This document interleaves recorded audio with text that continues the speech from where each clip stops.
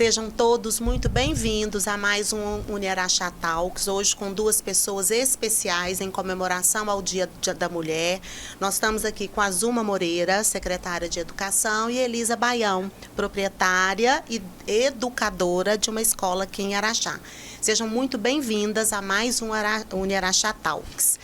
Para começar, Zuma e Elisa, eu queria que vocês já cumprimentassem a nossa plateia que nos assiste, mas que vocês compartilhassem conosco aqui como é que foi a trajetória profissional de vocês, o que as motivou na sua carreira, né, em destaque ao ser mulher. Nossa, é tanta coisa, né, Elisa? A gente estava comentando antes, sabe, Fabíola, que somos mulheres, né, e somos falantes por natureza e temos realmente muita história. Muita coisa para contar. A gente estava acabando de falar aqui agora, né? Que 20, 30 anos passam que a gente nem percebe e nós temos aí quantos anos de história, né? Quantos anos de história. Boa noite para todos, né? Primeiro, é um prazer estar aqui. Um prazer estar aqui com você, Fabíola, que além de uma pessoa que eu admiro demais, você sabe disso, é minha companheira de trabalho, né? Companheira de trabalho e que eu tenho a maior honra do mundo. Já te falei isso várias vezes. Responsável por um setor extremamente importante da Secretaria de Educação. A educação, para mim, Fabíola, ela é uma missão. A gente fala que, sem aquela coisa de falar assim, é uma missão que você não precisa de pagamento, de nada, não. É uma missão que eu tenho muito orgulho de ser como profissional educadora. Na verdade, assim, eu já fui várias coisas, né? Fui cabeleireira, fui contadora, trabalhei em vários setores, fiz direito também, sou advogada. Mas professora era minha paixão. Então eu casei muito jovem, né? Com 16 anos eu estava grávida do primeiro filho. E aos 19 eu já tinha os 3. E com 16 também eu já tinha encerrado o ensino médio, já tinha terminado o ensino médio. Sempre fui assim, primeira aluna de sala, sempre fui uma aluna muito boa. E já tinha terminado. Depois parei um tempo, né, com os meus filhos pequenos. E trabalhava assim, junto com o meu ex-marido, com algumas coisas relativas a vendas e salão de beleza que eu tive também. Depois entrei no magistério e descobri minha paixão, que era dar aula. Então, em 96, eu comecei a trabalhar lá na escola Armando Santos, ali no bairro São Geraldo. E por lá eu fiquei 15 anos, né, há 10 anos como vice-diretora e muitos anos como professora. E, ao mesmo tempo, também era professora no Polivalente. Então, a minha paixão pela educação nasceu ali mesmo, igual todo professor, de dentro da sala de aula, da convivência com os alunos, da importância de você ver, né, o desenvolvimento, o que você pode contribuir na vida de cada um. E abracei a educação. Então, diretora, secretária, de forma geral é isso. A educação veio para mim e eu abracei porque é uma coisa que eu admiro, que eu acho que faz a diferença no mundo, é a educação. Eu queria só fazer uma ressalva que as duas são egressas do Uniaraxá, né? Zuma passou pelo Uniaraxá no curso de História, ela estava aqui contando, o curso de Direito, várias pós-graduações que eu nem vou me arriscar a falar, porque eu não vou me lembrar. E a Elisa também é egressa do curso de Direito, né, Elisa? Sim, então, sim. As duas são egressas, isso é importante. O Completar Uniaraxá fazendo história. Egressos também, eu tenho 3 filhos que são egressos de Direito do Uniaraxá. E tenho muito orgulho de contar que os 3 fizeram direito aqui. Os 3 hoje são muito bem empregados, um no Ministério Público de Araxá, um na Justiça Federal em Belo Horizonte e a outra que é advogada do PDCA. Então, os 3 são bem sucedidos na vida e em razão da passagem que tiveram por aqui. Isso é muito importante. E Com você, muita alegria, Elisa? Né? Nossa, eu fiquei muito feliz pelo convite, quero agradecer a você, principalmente, a Uniaraxá também, né? E todas as pessoas que vão assistir, né? É um prazer estar falando aqui para todo mundo, sim, né, Zuma? Claro. E quando eu fiquei sabendo que minha companheira de hoje seria a Zuma, eu fiquei mais feliz ainda com uma pessoa que eu admiro muito, né? Uma guerreira, uma mulher maravilhosa, de fibra, e está à frente de grandes coisas na nossa cidade. Já esteve e está à frente, né? Mas falando um pouquinho sobre a trajetória, não só na educação, mas de uma maneira geral, eu nasci entre os livros, né, na verdade, porque, na verdade, eu sou de Ponte Nova, né, eu não sou de Araxá, mas a família da minha mãe é toda daqui, então eu falo que eu sou araxaense primeiro porque eu recebi o título de cidadã honorária, então você é araxaense. Então, assim, já me dá, né, eu tive essa alegria de receber, e segundo porque Araxá sempre foi a segunda casa, né, mamãe é daqui, a gente vinha sempre final de ano, férias, então eu tenho um pezinho em Araxá. Mas eu sou de Ponte Nova, na Zona da Mata, né? E lá eu cresci dentro de uma papelaria e livraria. Então, uma tradicional papelaria e livraria era do meu avô, chamado Papelaria Baião. E depois foi para o meu pai a vida inteira trabalhou com isso, no comércio, vendendo livros. Antigamente tinha muito livro didático, né? Sim. Depois as escolas foram transformando em apostilas, enfim. Então, sempre amei. E papelaria, o que tem em papelaria? Caderno, lápis, livro, quadro. Então, minha vida como educadora começou em tenra idade, na infância. Porque eu tinha um quartinho que a gente brincava, um quartinho de brinquedo, né, que a gente tem em casa. E eu tinha uma escola, minha escola chamava Escola Arco-Íris. Nós temos uma escola verdade. E lá em casa nós somos 4 filhos, né? Eu dava aula para minhas irmãs, a Alice e Laura, para o meu irmão, para os vizinhos. E eu tinha, naquela época, Zuma, eu fazia mimeógrafo, né? Tinha os estêncios, né? Pelicano, você lembra? Lembro. Então, eu fazia estêncil, tinha máquina de xerox na papelaria. Então, minha escola era muito equipada, muito equipada. Naquela época, ninguém tinha quadro branco com pincel. Eu já tinha esse quadro branco, eu amava. Então, a primeira experiência foi como professora da Escola Arco-Íris. E depois, eu estudava na escola de freira, né? Escola Nossa Senhora Auxiliadora. E lá no ensino médio, a gente tinha a possibilidade de escolher fazer só científico ou científico e magistério. Um curso técnico, né? Sim. Então, eu fiz, de manhã eu fazia o científico e à noite eu fazia o magistério. Então, naquele tempo, ainda existia essa possibilidade. Então, eu fiz magistério. E eu amava. Então, de manhã, científico, à noite, magistério, e à tarde eu fazia estágios nas escolas da periferia. Eu gostava de pegar as escolas mais longe e tal, com uma realidade bem diferente da nossa, né?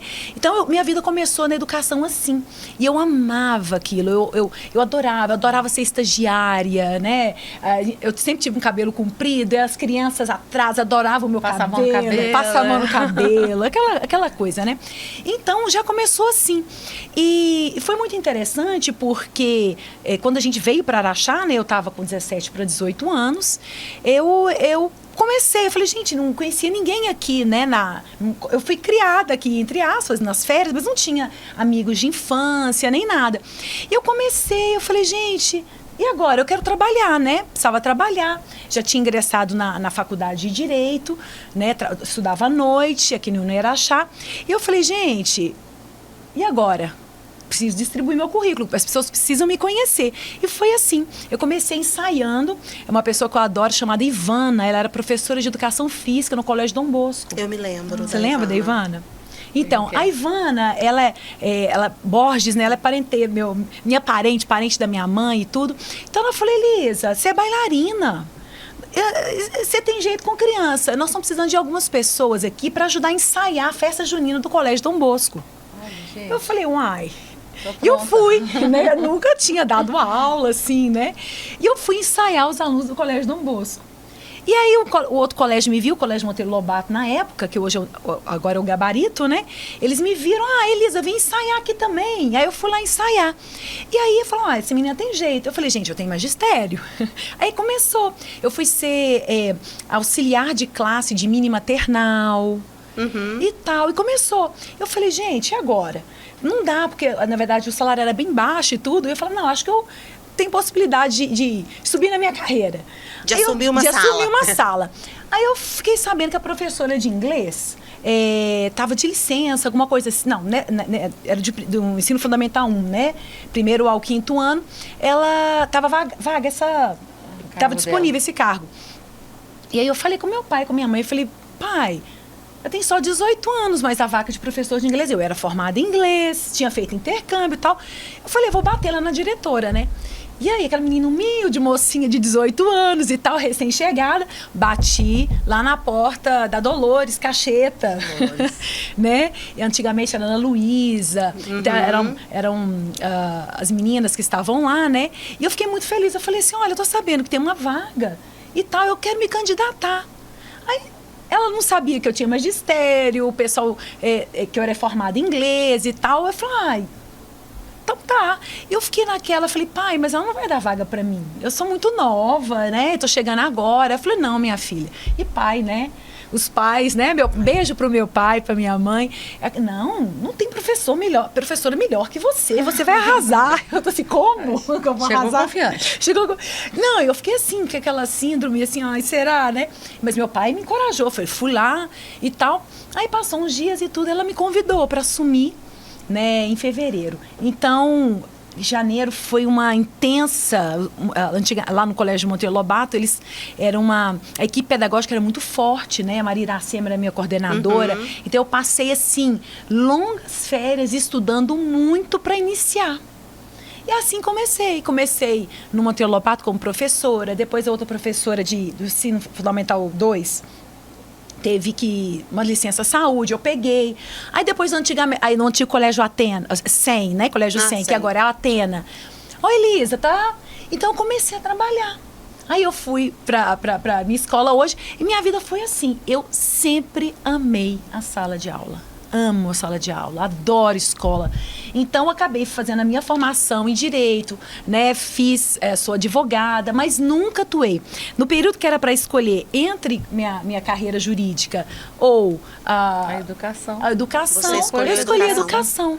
E aí teve a oportunidade de comprar a escola. E a gente eu comecei muito nova, aos 22 anos. Você comprou a escola quando? E no finalzinho quando eu estava formando, teve essa oportunidade.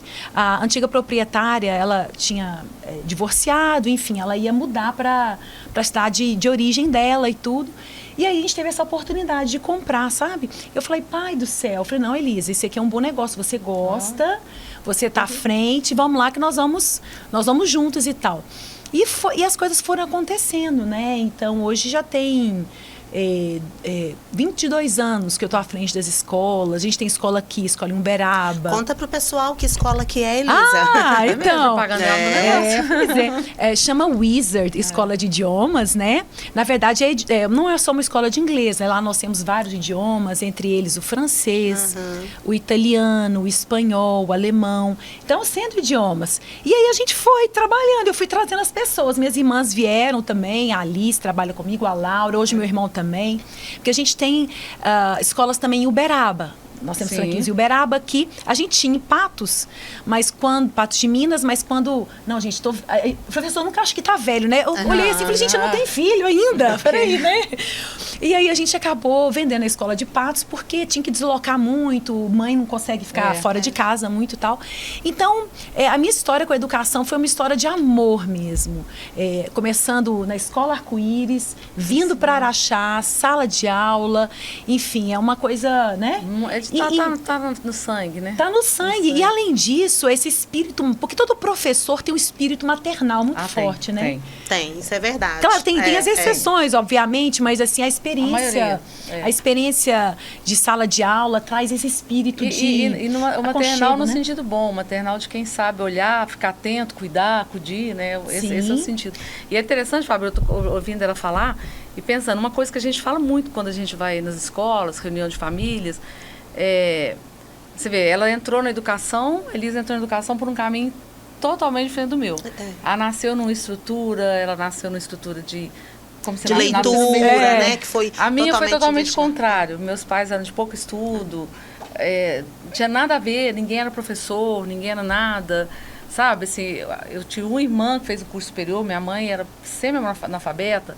E a minha irmã mais velha fez um curso superior com muita dificuldade, aí motivou as demais. Nós somos uma família grande. E assim, não tinha nada a ver com educação, nada a ver com... Aí eu gostava de leitura, minha irmã também, então a gente tem alguns membros da família. Mas é muito interessante, porque a gente fala muito para as famílias quando a gente vai nas escolas, né? Incentiva. Porque independente das dificuldades primárias que você tem, se você tem vontade... Não é? Isso. Você vai conseguir fazer... E é interessante você falar isso porque sua essência. Porque tem uma coisa também, né? Às vezes a educação, quando a paixão, né, acontece, ou ela te puxa, ou você é puxada para ela, assim, né? Não importa a forma, mas não você importa, vai. você começa e tudo. Mas só fica quem gosta. Sim, não só tem quem jeito, gosta, né? só quem gosta. E ouvindo você falar, e a Zuma, porque a Zuma eu tenho uma admiração, ela sabe disso. pelo trabalho. Eu conheci a Zuma aqui, né, no Uneraxá, num curso de pós-graduação. Depois, como diretora da Escola Polivalente, em alguns momentos e eventos da prefeitura, que eu já era da prefeitura, você já tinha saído, né, ela passou. Então, uma admiração, assim, que eu tenho e respeito muito grande. A proximidade a gente teve trabalhando junto, desde 2021, juntas, né, Fabiola? Porque é uma pessoa que sabe conduzir e conduz muito bem a educação. E a Elisa eu já tinha ouvido, porque eu tinha passado pelo SEM, na época que você trabalhava no Monteiro, né? Eu também trabalhava no SEM, depois fui pro Atena. Então, são pessoas que, de alguma forma, já faziam parte da vida, mas a vida separa, né? Em algum momento nos uniu. Mas o que eu ia perguntar para vocês já começaram a abordar. Vocês acham que ser mulher foi um diferencial, ou positivo ou negativo, para essa carreira, para a Zuma chegar, né, de ter passado para cabeleireira, a SG e chegar a secretária de educação, né? Você, uma menina professora da escola Arco-Íris em Ponte Nova, né, ser proprietária da Wizard, acha que ser mulher contribuiu? Ser mulher faz a gente ter, eu acho que a mulher, assim, a gente tem muitas reflexões. Eu até arrisco dizer que a gente faz reflexões sobre a vida muito mais do que os homens. Às vezes você fala assim, eu tenho isso aqui eu poderia ganhar mais. Mas eu tenho muita paixão por isso aqui. A gente é muito movida a emoção, né? Emoção. E acho que a educação, ela traz esse sentido, assim, o que eu consegui fazer, o que eu consegui mudar, como eu ajudei aquilo, ajudei no sentido de orientei pelo bom caminho. Eu acredito que, tanto é que o universo da educação, ele é praticamente feminino, 90% é um universo feminino. Eu já ia pedir para você falar isso na rede e a Elisa falar, né, do universo. A gente tem, por exemplo, na rede hoje nós temos aí, vamos pôr só a educação. A educação hoje tem 2.500 servidores. Dos 2.500 nós podemos ter que contar, né, Fábio, que é os 2.400 mulheres. 2.400. Mulheres. Sim, mulheres. São poucos homens que nós temos na rede. E eu acredito que muito isso, né? A gente pode até falar assim, no decorrer da história, que teve uma época que o magistério era uma profissão muito chique, né? Muito valorizada. Depois teve um período que ficou assim, quem não quer ser nada quer ser professor. E hoje eu acredito o seguinte, é o que a gente acabou de falar. Vai ficar os bons. Vai ficar os bons, que não, hoje a pessoa que não tem preparo, ela não dá conta de ficar na sala de aula, nem dirigir uma escola, ela não dá conta. Então volta um momento que é valorizado de novo. Mas eu ainda acredito que a mulher, ela tem essa vocação, desse olhar mais assim reflexivo, de ver tudo que acontece daquele ambiente de escola. É um ambiente muito feminino mesmo. Eu acrescento na sua fala uma coisa interessante, porque é o seguinte, às vezes, dependendo da faixa etária, eu acho que a mulher tem essa sensibilidade um pouco maior, né? Então, essa visão, um olhar de mais afago, de mais proximidade, né?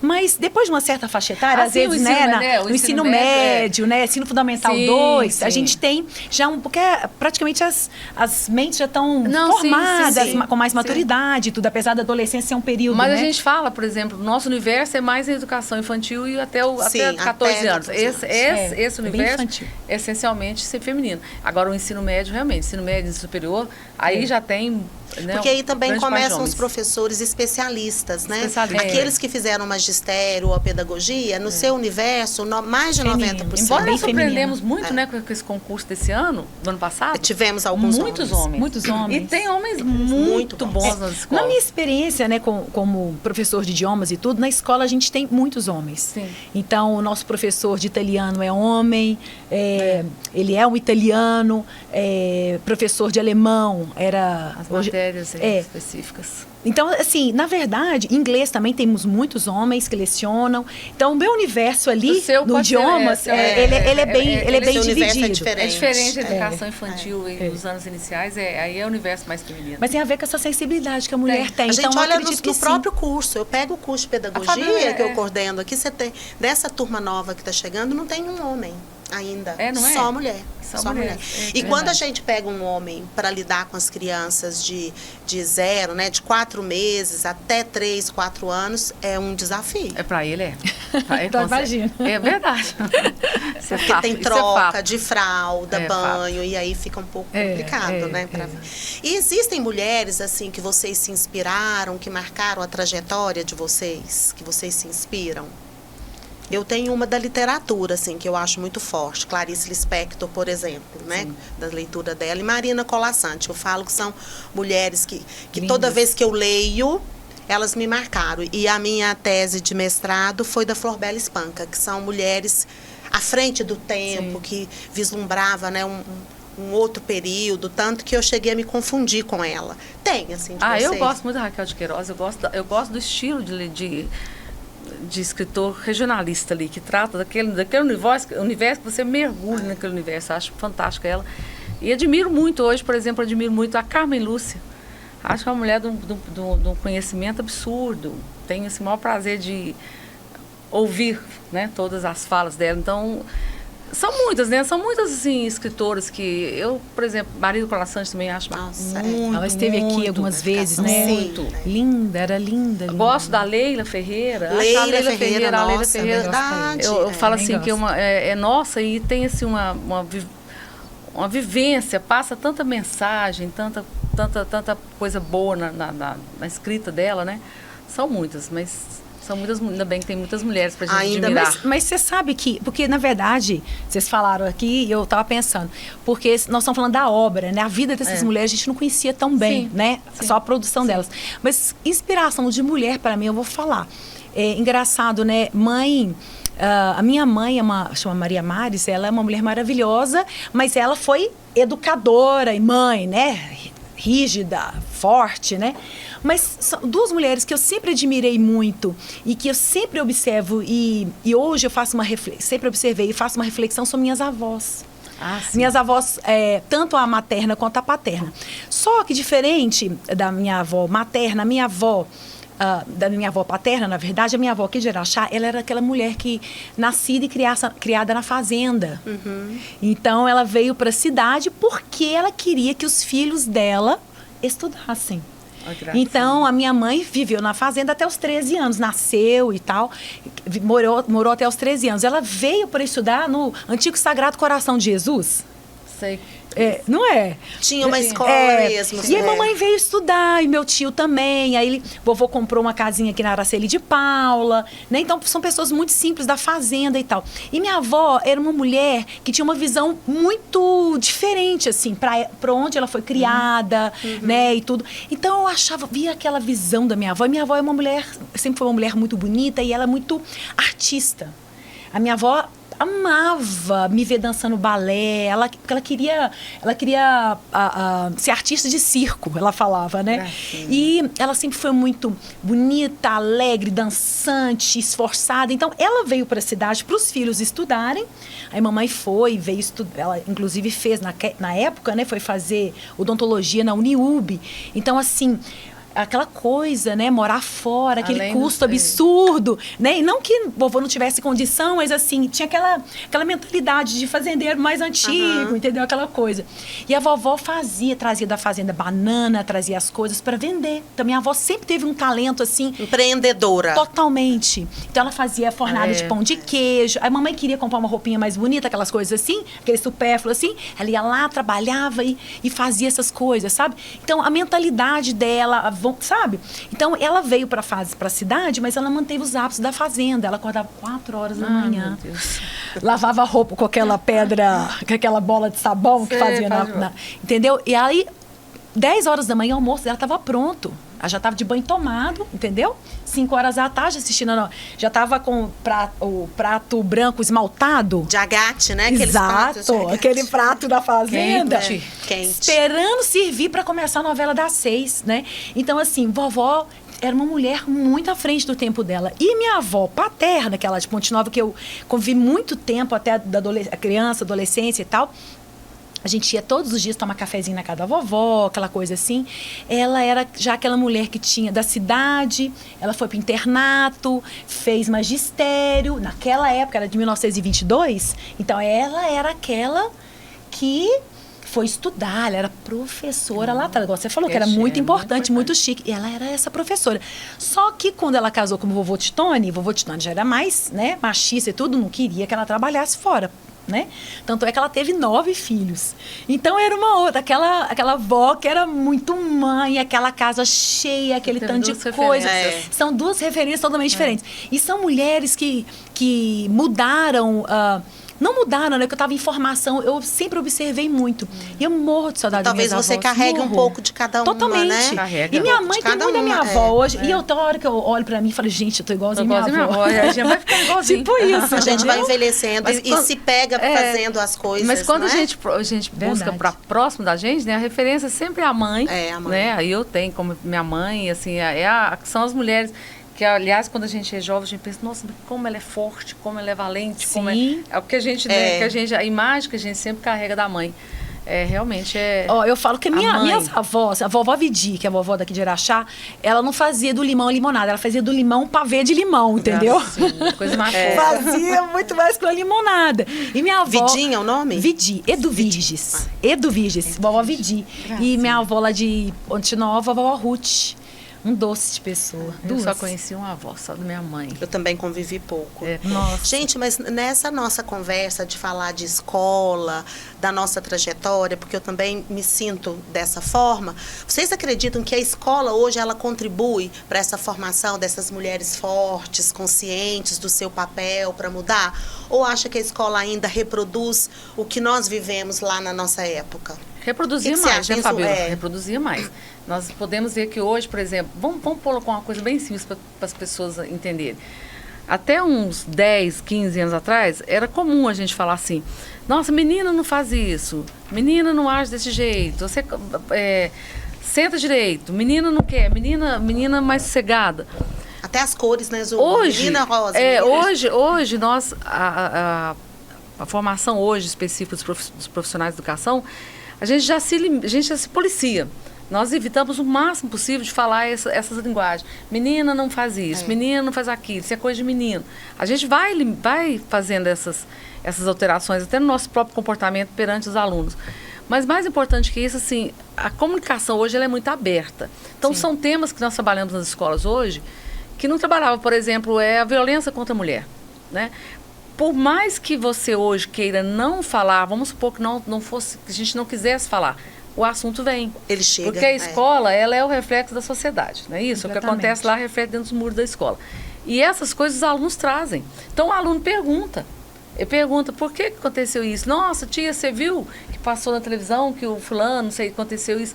Então, isso vai trazendo para dentro da escola e, de certa maneira, a gente vai trabalhando isso o tempo todo com os alunos. Não existe outro caminho, Fabiola. Hoje nós estamos falando sobre isso, a questão da violência contra a mulher. Não adianta endurecer penas, não adianta falar que você vai ficar o resto da vida preso, não adianta falar que vai proteger a mulher, que vai... Não adianta. A única forma efetiva de falar assim, não vai acontecer mais, é o aluno lá de 6, Pela 7, educação. 8 anos, ele aprender que a menina não é propriedade dele, que ele não pode bater nem na menina nem no menino, que ele tem que respeitar o direito dela, que ele tem que conhecer a história do que a mulher, do que a mãe passou, do que a avó passou, do que a tia passou. Ele tem que saber que ele tem uma irmã, que ele tem uma tia. Só isso. Então, eu acho que a educação continua não tendo outro caminho. O único caminho que tem é a educação. E trabalhar com os meninos lá na tenra idade, 6, 7 anos, aprendendo ali. Porque eu não acredito na questão só de penalidade, porque se funcionasse, a gente não Que as estaria... leis existem. Elas não era- existem e está aí do mesmo jeito, as pessoas não continuam sem medo. É porque não está culturalmente colocado que nós somos iguais. Então, Verdade. precisa trabalhar ali, eu acredito que só não tem outro caminho. Mas tem uma questão, né? Na sua pergunta, eu acho que tem... são os papéis invisíveis que a escola representa na comunidade e na vida das famílias hoje. Né? Então, você falou de pontos muito, muito críticos, né? Que realmente... Mas o papel da escola, ele sempre foi, é e será transformador. Né? A partir do momento que a gente tenha cada vez mais pessoas capacitadas, bem preparadas, bem treinadas, enfim. Na minha experiência, que hoje mexo com uma parte, né, bem específica, mas a gente tem demandas diárias das famílias. De chegar e sentar e falar, olha, o seu filho está acontecendo isso, posso ajudar? O que está acontecendo? Porque reflete em tudo, Sim. né? Então, às vezes, o próprio pai está muito perdido, desorientado, e às vezes uma fala de alguém que tem uma certa autoridade, que conhece teu filho, né? Procura muito. Você vai lá, dá uma opinião, fala, ó, vamos fazer assim, vamos por esse caminho, como é que tá isso aqui? Como é que, né? Por exemplo, uma vez, isso foi no semestre passado, uma professora muito preocupada nos procurou a coordenação da escola para falar. Falou, olha, a única coisa boa nisso é que a carta estava muito bem redigida em inglês. Única coisa, porque o conteúdo era muito triste. Então, através do conteúdo de uma carta, de uma redação que foi proposta para ser feita em casa, a aluna chegou com uma... Aí, olha, o que nós vamos fazer?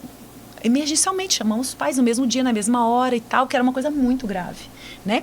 E a aluna tentando mostrar para o professor o que estava acontecendo, o que ela estava sentindo. Nossa. Quer dizer, nem aquele professor de todo dia da escola, né? Da escola de idioma. Então, assim, a gente, enquanto escola, tem que estar atentos. Temos que estar sempre atentos. Por isso, essa questão da vigília, da sensibilidade e de saber que o nosso papel de transformar é muito grande. Né? E outras coisas, que esses trabalhos invisíveis que eu me referi foi justamente nisso. É uma reunião com o pai, é uma chamada de atenção. Você está percebendo isso aqui? O próprio professor, gente, vamos lá, vamos trabalhar isso aqui, né? Temas emocionais. Então, a escola exerce uma influência gigante. E nós recebemos muito na secretaria, né, Fabíola? Assim, às vezes a mãe vem e ela quer conversar. Ela quer contar, ela quer que a gente dá a opinião, que ouça o dilema que ela está vivendo. Isso, hoje nós temos psicólogos nas escolas justamente para fazer esse atendimento, para ajudar nesse momento.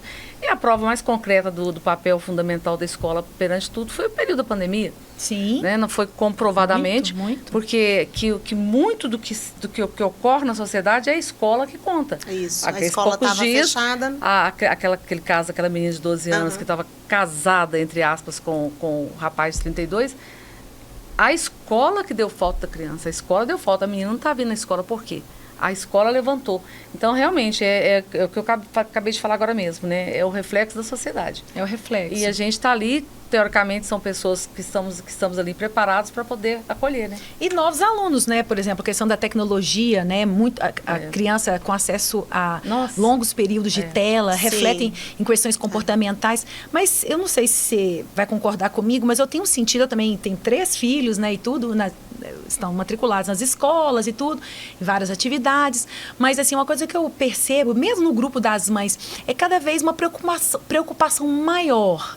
Os pais estão mais conscientes, estão preocupados, estão atentos, né? Não estão tão pacíficos assim, né?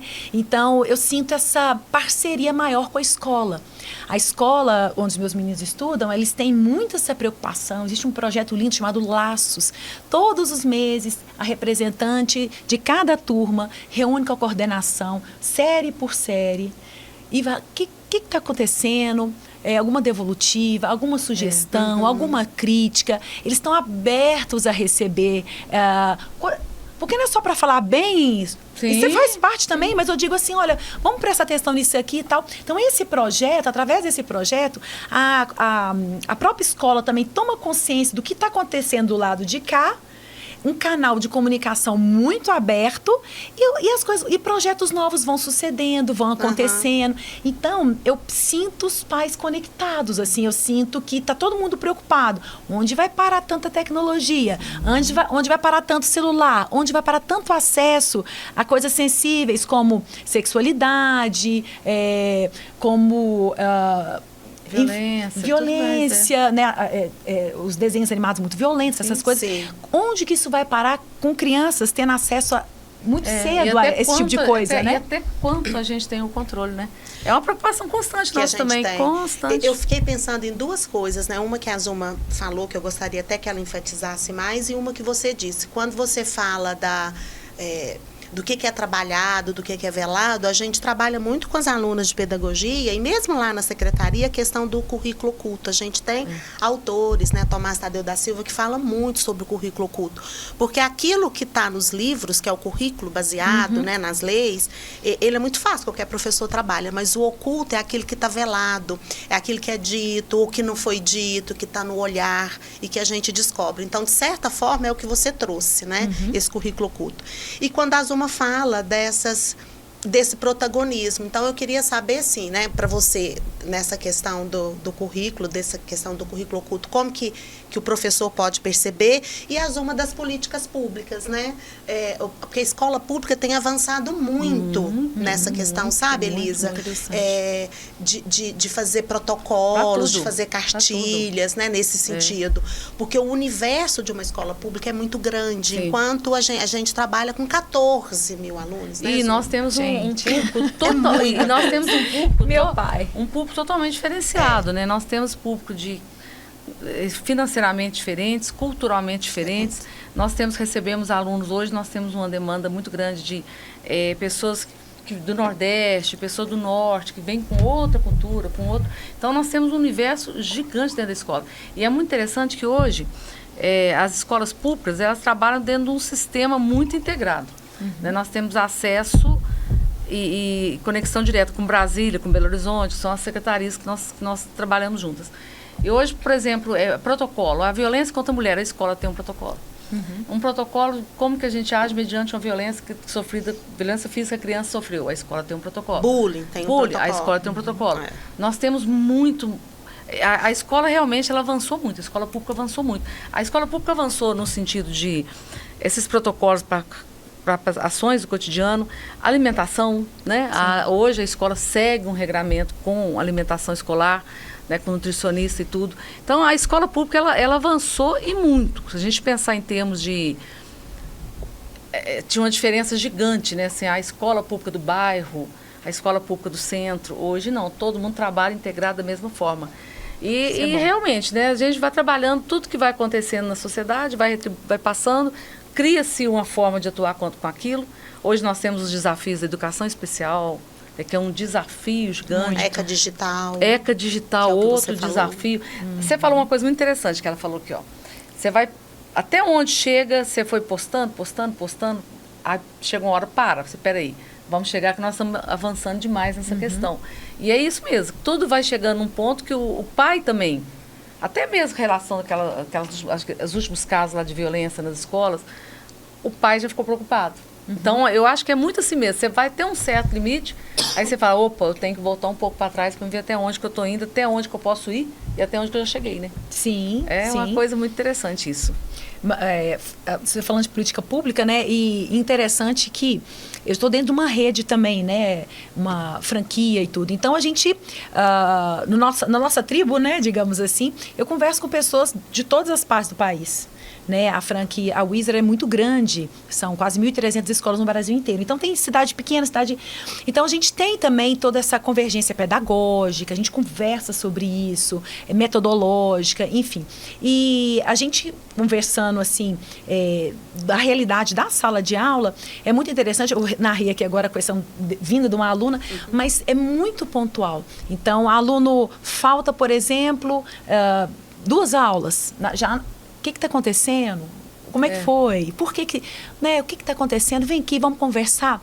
Uma vez também nós tivemos uma questão, a mãe não fazia a menor ideia. Que a criança, ela deixava a filha na porta, ela entrava, falava oi para todo mundo e de repente ela dava um jeito. Saía, não assistia aula. Olha, olha para você ver como são essas histórias. Aí de repente fomos saber, aí descobriu que namorava um moço que não valia muito a pena e ela acabou casando com esse moço. Meu Deus. Olha pra você ver. E aí a gente que foi dar notícia pra ela, tá acontecendo isso, ela tá saindo. Aí um dia a gente foi vigiar mesmo. Olha pra você ver. Mas a escola a gente descobre mais coisas mesmo. Então, o primeiro sinal de alerta é chamar os pais, sentar juntamente com toda a equipe pedagógica, assistente de sala de aula, o professor, a coordenação, a direção. Vem cá, vamos conversar, como se fosse uma escola regular. Então, está acontecendo isso dessa forma. E a gente tem toda uma forma de abordar também, né? Entender. Hoje tem essa questão de pais separados. Sim. Novas Aí famílias. um pai é financeiramente responsável pela criança, mas, por exemplo, pedagogicamente é a mãe. Então, mora com a mãe, o pai só pai. Então, assim, tem umas coisas bem... Mas sempre tem o ponto de apoio, né? Com quem que nós vamos conversar. Traz aquilo, senta, conversa, esgota o assunto, acompanha. Vou te falar, a escola de idiomas está igualzinha a escola regular. E é interessante, o papel da liderança, até né? falando assim da questão das políticas públicas, hoje, desde uns 3 anos, né, que nós temos o VAR, né? Por exemplo, hoje o município, até para ele receber recurso, ele tem que desenvolver políticas públicas que diminuam a desigualdade, diminui a desigualdade na escola, o acesso à vaga, sabe? São todas essas questões, elas são muito amarradas hoje. Então, não adianta falar, está acontecendo isso aqui. Tá, então existe uma política hoje para proteção à mulher, a escola tem que trabalhar. Existe uma política hoje de combate à discriminação, a escola tem que trabalhar. Então, mas são desafios. A inclusão tem que trabalhar, então é o desafio. Mas a sua realidade aqui está na frente de muitas escolas no Brasil, que você é selo ouro, não é? Estamos aqui, ó. A nossa pedagógica é muito bem Então, Pela segunda vez. Nós estamos falando de uma realidade que não é muito realidade Brasil, a Elisa né? tá bem sintonizada, Bem, né? leio Elisa, tudo, adoro saber sobre educação. Na verdade, a gente fala que, claro, com todas as limitações, né, Fabíola, mas o município hoje, selo ouro, por exemplo, é uma grande conquista, significa, né, o quantitativo, o percentual de alunos alfabetizados na idade certa. Isso é um desafio, que é um trabalho pedagógico muito importante, de resultado de muita capacitação, de muito esforço da equipe. O VAR, né, que é aquele valor adicional aluno ano resultado, é por resultado, diminuir desigualdades de políticas públicas, né, que integrem a comunidade com a escola. O município também é o 3º ano seguido que ganha, que recebe, né? Da região da região que praticamente foi Araxá que recebeu. Araxá. E é um recurso, né, importante, que faz uma diferença. Mas muito mais do que isso, né? Quando a gente vai receber, a gente sempre comenta. Mais ainda do que o valor é saber que o trabalho foi bem feito, né, Fabio? Mensurar o resultado é muito importante, né? Lá, dentro do esquema pedagógico, a gente coloca também, a gente chama de assessments. Depois de cada ano estudado, a franquia, ela pede para a gente aplicar testes gratuitos, não tem que pagar nada mais por isso, para ele entender como está o seu aluno perante a média dos alunos pares, a média da sua escola perante o seu estado, Brasil, mundo. Então, a Pearson, né, a gente faz parte de um grupo britânico chamado Pearson, que é o maior grupo de educação, né? Tem muito editora, enfim. E o que acontece? Esses assessments dá a ideia do que a gente está construindo dia a dia, mês, ano, e a gente consegue mensurar. Então, quando a gente mensura, a gente entende, não é achismo. Não. Eu gosto da Zuma, eu vou falar bem da educação. Não, números não mentem, né? Exatamente. Não mentem. Então, a gente fica muito tranquilo de apresentar, falar aqui, ó, vem cá, seu filho estudou um ano, era para ele estar nessa média, ele né? Tá nessa. De acordo com o quadro comum europeu, que a gente chama de classificação de língua. Ele está aqui, ele está acima da média do que é esperado para ele. Então, você mensura. Então, nós estamos e você no entrou, certo, e você né? entrou numa situação que é nova, é verdade. Não tinha essa medição, esse acompanhamento voltado para resultado e para investir e trazer resultado. Então, hoje a gente consegue fazer isso. Às vezes a gente brinca muito que a gente pega, quando chega o resultado, a gente vai comparar com as outras cidades. Nesse sentido, de comparar assim, a cidade tal tem tantos mil habitantes, ela conseguiu isso, então nós temos condição de conseguir também. A cidade tal, essa forma de trabalhar é muito interessante, porque você consegue colocar concretamente tem que ter meta, né, gente? Meta. E meta para todo mundo, porque o profissional também que está na educação, a gente quer cobrar reconhecimento, mas a gente tem que fazer a nossa parte. Isso então, mesmo. por que a gente quer ser reconhecido, mas a gente não quer fazer também a nossa parte? A pessoa que está dentro da educação, ela tem que entender que ela é uma eterna aluna. Ela tem que continuar a estudar sempre. Então, né? Então, qualquer profissional, seja supervisão, coordenação, sala de aula principalmente, ele precisa continuar galgando, precisa continuar estudando. Quem gosta de educação, na verdade, tem uma qualidade muito interessante, sabe qual que é? nunca, ele se sentir um aluno sempre, nunca parar de aprender. Verdade. Quanto mais ele aprende, mais mesmo. ele sabe que tem para aprender, não é isso? Ô, gente, então, você sabe o assim, que eu tô percebendo, Zuma e Elisa? Oi. Que, eu não sei se quem está nos assistindo, que a gente tomou um rumo da educação porque a gente gosta demais. Verdade. Eu acho que nós vamos Nossa ter que Senhora. marcar um outro podcast pra gente falar de educação, de mas nós três somos resultados, não é? educadoras. Nossa, eu amo, Gente, meu se Deus. deixar, a gente vai, mas você ainda tá à frente da FACIA? sim, estamos lá firme e forte, assim, né? Tem, verdade, tem pouco trabalho, a gente arruma mais um, né? Quer dar trabalho pra alguém, dá pra aquela pessoa que não tem tempo. Você quer dar uma missão pra alguém, Menina dá do pra céu. quem Dá pra tem quem- trabalho que ela vai fazer. O outro Mas não vai. você sabe que na vida eu sempre entendo tudo como oportunidade, né? E os convites nunca vêm por acaso, né? Por que eu? Por que neste momento? Quando eu recebi o convite da Régio, do saudoso Sr. Emílio Neumann, né? Pessoa a qual eu tinha muita consideração e amava muito, eu falei, gente, mas eu tô com uma... tenho 3 filhos, Três sendo filhos. uma bebê amamentando, né? É. E eu tomei posse uma semana antes de começar a pandemia. Ninguém sabia o que ia acontecer. Eu falei assim, gente, mas não tem condição uma coisa dessa. Por que estão me convidando para isso? Só que eu entendo o seguinte, quando a gente recebe um convite desse, principalmente algo que te desafia muito, porque era algo, né? Sempre trabalhei em família e tal. Eu falei, gente, vamos lá, vamos ver qual que é. A experiência. Né? E tem aquela coisa também que a gente não pode desistir. Sabe, a gente só desiste quando termina, né? E se não terminar, a gente não desiste. Isso mesmo. E uma coisa interessante, a Zuma fala isso e é verdade. Quando o convite chega, é porque para você tem que ir. Não dá para falar não. Então, convidou para um podcast, convidou para uma Sim, entrevista para sim. falar, é para você, né? Exatamente. Então, tem que E além de você tem que sentir orgulho e honra de ter sido Isso, convidado. ter sido Porque convidado. dentre tantas pessoas, até aqui, esse momento, quantas mulheres poderiam ser Poderiam convidadas? estar aqui. Foram Menina, nós duas. mas nós duas.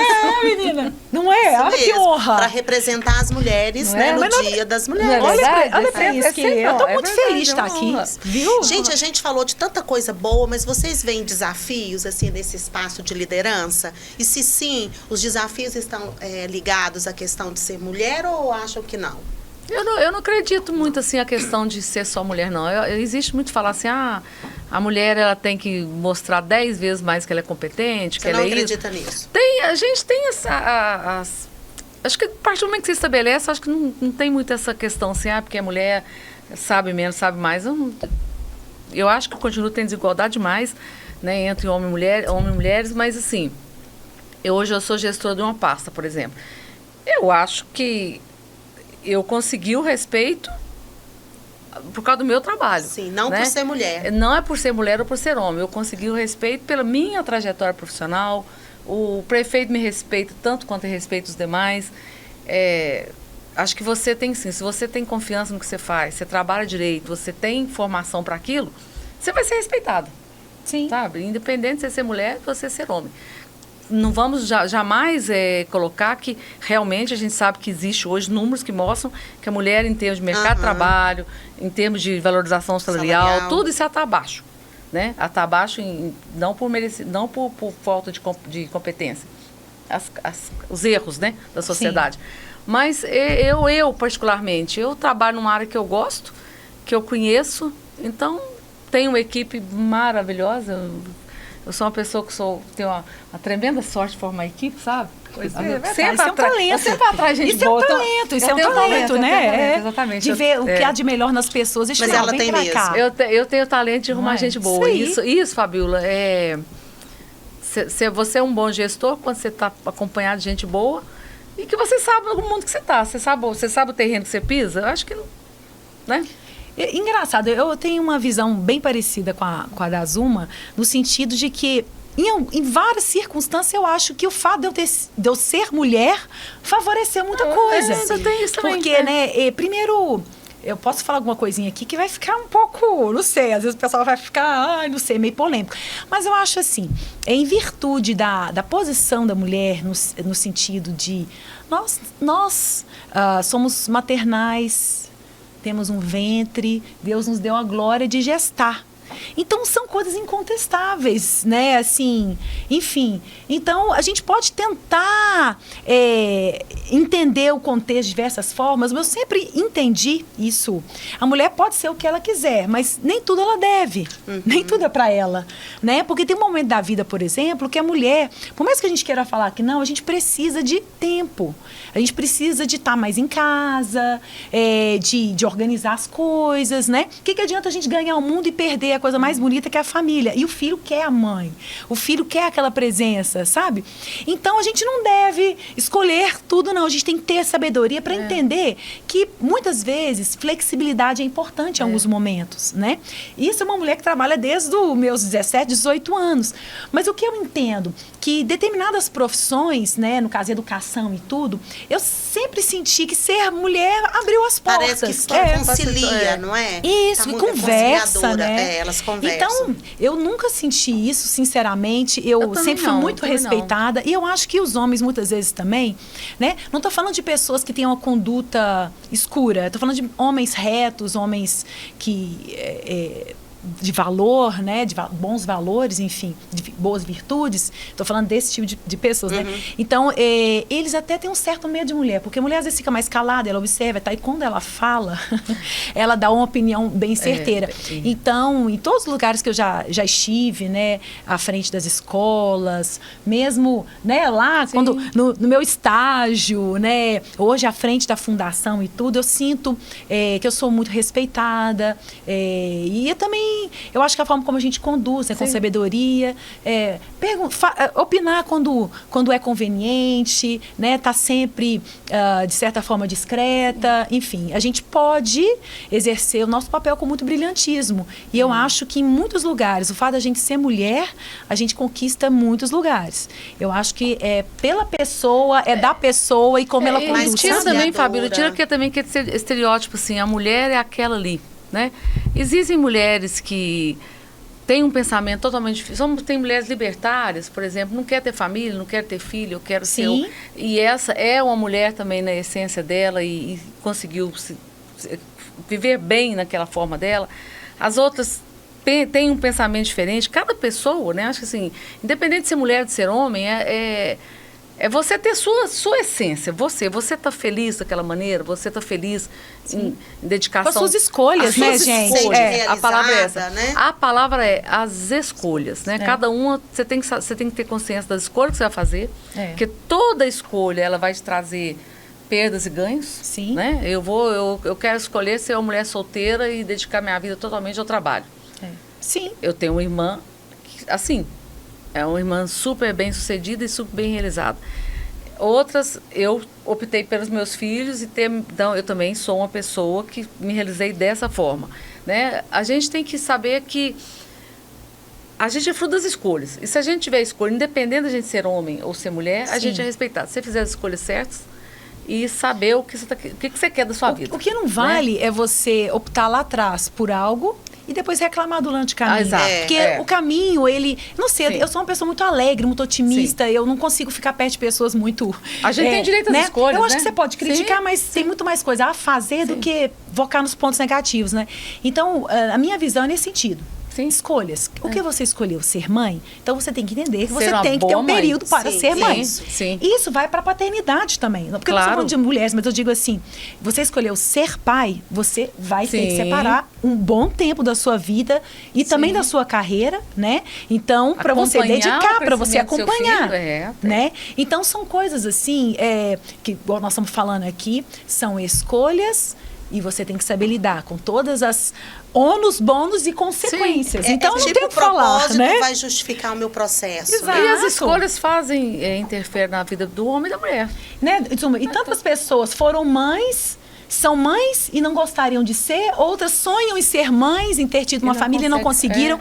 Então, a vida, ela tem essas coisas. A gente vai questionar, a gente não pode questionar. E se nós ficássemos aqui, porque não vai ter tempo, a gente poderia até falar do papel da mulher historicamente, né? Professora de história, né? Olha, tem muito a ver com essa questão das escolhas das mulheres. Mas... Porque teve o tempo na história que você não podia fazer escolhas. As escolhas eram feitas por você, né? Você escolhia o seu marido, escolhia a sua vida, escolhia... Então, eu acho que se você acompanhasse a evolução da história da mulher, A mulher é muito forte, conseguiu, as que vieram antes de nós conseguiram coisas que refletem para nós hoje. E hoje, o cuidado que a gente tem que ter hoje é não deixar que as conquistas que as outras tiveram, né, que nós manter e avançar. Sim, né, que é o grande problema hoje é não deixar retroceder o que as mulheres que vieram antes de nós conquistaram. A minha mãe, eu já contei para Fabio, minha mãe, quando separou do meu pai, a minha mãe era a única mulher separada na rua. A única. Uma rua imensa. E nós éramos 12 filhos. Então, muita gente. É muita gente. Você acha que 3 é muito, Elisa? Eu queria ter mais. O meu esposo que achou que tava bom e parou. Mas eu queria ter mais uns. Lá em casa nós temos 7 mulheres e 5 homens. É muita gente. Então, assim, eu vejo que a minha mãe criou um caminho, né, mais sofrido que o meu. Eu espero que minhas filhas tenham um caminho mais leve do que o meu. E eu acho que nossa obrigação como mulheres é isso, é não deixar retroceder, mas também não ficar na guerra. Né? Eu concordo com você. Acho que mas a não gente tem vida leve, pensa nas escolhas e faça tudo certinho, não é? Não, eu concordo. Não tem vida leve para ninguém. Não tem. Não tem. Essa leveza que as pessoas querem, né? Cada época da história, a mulher tinha desafios e, né, coisas que que eram complicadas. Hoje em dia, a gente tem como mulheres modernas, digamos temos assim, nós né? também. Nós temos as nossas dores. Então, o que é legal da vida, eu acho que é bonito, é a gente entender quem a gente é, o que a gente escolheu e seguir feliz. Sim, e seguir bem, mesmo. né? Gente, nós ficamos quase 1 hora conversando. Que gracinha. Se deixar, Sério? ficaríamos mais. Nós falamos no comecinho, a gente falaria 3 horas. Mas eu queria, assim, para terminar, que vocês falassem para quem nos assiste, assim, que legado que vocês gostariam de deixar, né? Um conselho, um legado para as pessoas que nos assistem.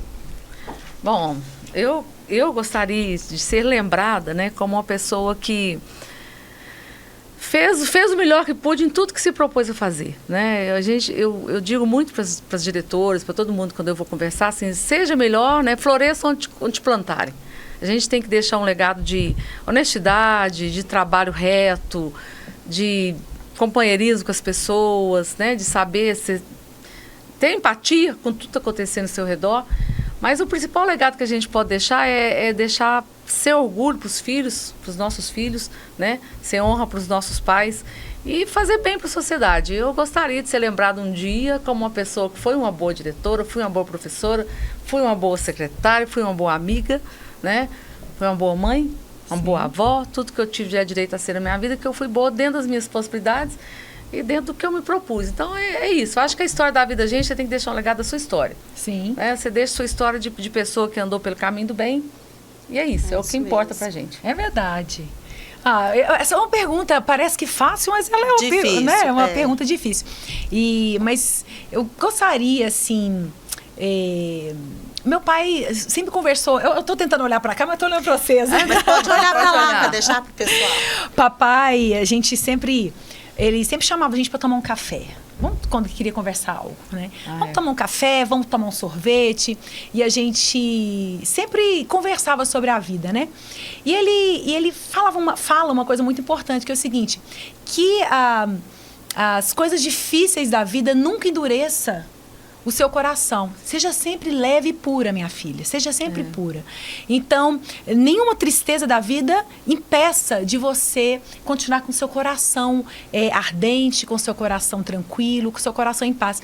Então, é isso. Onde eu estiver, em qualquer coisa, como mãe, como empresária, como educadora, como amiga, igual você está falando, que eu consiga passar para as pessoas a leveza desse meu coração, que tem que ser eterno, puro, né, e cheio de coisas boas. Onde eu estiver, eu quero deixar meu legado de amor, de paz, de carinho. Que a gente seja lembrada com bons olhos, né? Eu brinco muito com elas morrem de rir de mim, eu falo uma coisa, que eu falo assim, gente, o dia que eu morrer, vocês vão lá, gente, porque eu vou em todo mundo. Não é por causa de nada, não, é porque eu quero que alguém fale assim, nossa, ela tinha tantos amigos, porque todos os meus amigos eu vou lá despedir, eu faço questão de ir. Porque é um momento que eu vou lá e falo, fulano, valeu te conhecer. Então eu brinco Sim. muito com elas, ó, se um dia eu morrer, vocês não deixem sozinhos, não, gente. Vocês vão lá, todo mundo. Mulher dinâmica, assim, morre tarde. Eu Você falo vai assim, ó, durar muito. Você não precisa chorar, não. Mas você vai lá e fala, ô fulano, vai com Deus. Gostei de te conhecer durante a vida.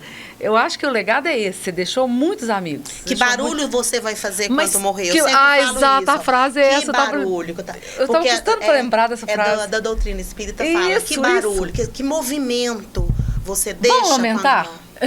Não é lamentar, é Zuma, quem foi a Zuma que mudou a educação de Araxá? Quem foi Elisa? A que empreendeu a dona da Wizard. Então, qual é o barulho que você vai deixar? Sim, Mas porque vocês quando não morre- precisam ficar tristes, porque esse barulho já está sendo feito. Quando vai alguém importante, por exemplo, você pede alguém importante, né? Você sempre vai falar, nossa, mas o fulano foi isso, foi aquilo, foi toda a minha vida. isso. E aí eu acho que é isso mesmo, o resultado é esse. O que você deixou? Barulho É o que a gente você acabou fez. de falar. E uma outra coisa E que... em silêncio é muito triste. Nossa, Em silêncio é muito. muito triste. Mas tem uma coisa interessante, gente, que é o seguinte, a gente é nada, né, perante a eternidade Sim. da vida, né, do mundo, da criação e tudo. Então, uma coisa que eu acho super importante, que vai passar, né, todo mundo vai passar, né, quem descobriu Einstein, né, todas essas pessoas que construíram, que fizeram tanta coisa maravilhosa, eles vão ficar só de lembrança.